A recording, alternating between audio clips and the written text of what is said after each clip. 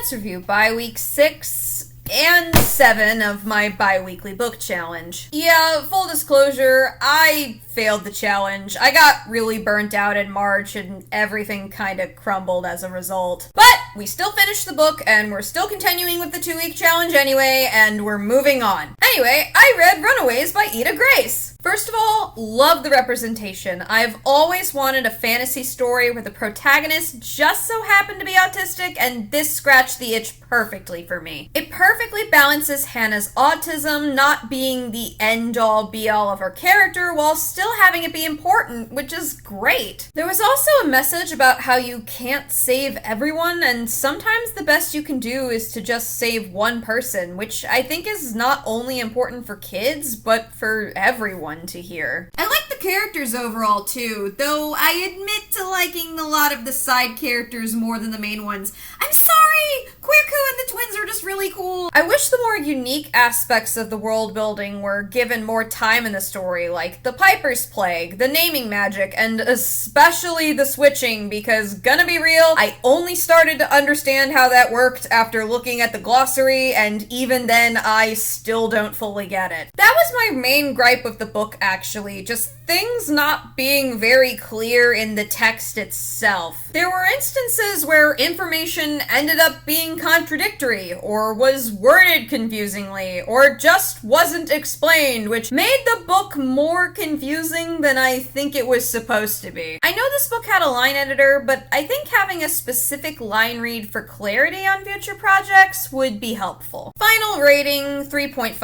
out of 5. Don't talk to weird masked men in the woods, kids. Subscribe to join me again for my next book.